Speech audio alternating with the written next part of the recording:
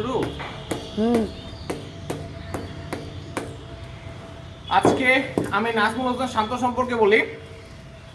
নাজমুল হোসেন শান্ত বাংলাদেশ দলে পারফর্মার ছিল, কিন্তু সেই পারফর্মারকে যখন ক্যাপ্টেন হিসেবে দেওয়া হয়েছে, সেই নাজমুল হোসেন শান্ত কিন্তু আর পারফর্ম করতে পারছে না। সায়েন্স বলে যে ব্যক্তি জ্ঞান বুদ্ধি নিয়ে কাজ করে সে কিন্তু ফিজিক্যালি একটু উইক হয়, আর যে ফিজিক্যালি স্ট্রং হয় সে ব্যক্তি কিন্তু একটু জ্ঞান বুদ্ধিটাকে কম ইউজ করে।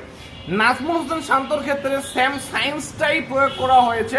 নাজমুল হোসেন শান্তকে ক্যাপ্টেন দেওয়ার ফলে নাজমুল হোসেন শান্ত কিন্তু মেন্টালি একটু প্রেসারে থাকতেছে, যার কারণে সে মাঠের খেলায় তার পারফরমেন্সটা করতে পারছে না।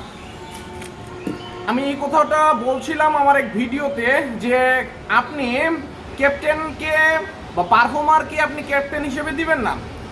ক্যাপ্টেন হিসেবে দেওয়ার ফলে নাজমুল হোসেন কিন্তু তার পারফরমেন্সটা ডাউন করে ফেলেছে। আমি ব্যাটসম্যান, আমি উইকেট কিপার। আমি ব্যাটসম্যানে যদি ডাক মারি তাহলে কিন্তু আমি উইকেট কিপারের সব থেকে বেশি ভয়ানক হই। আর এটা বলছি না যে আমার উইকেট কিপিংয়ে মিস হবে না, মিস হবে। তবে যদি মিস হয় তাহলে মিস হওয়ার পরে কিন্তু আমি বারবার সুযোগ করে নেব সেই মিসটা পুষিয়ে দেওয়ার জন্য। এটা আমি আমার নিজের একটা কনফিডেন্স। ওকে।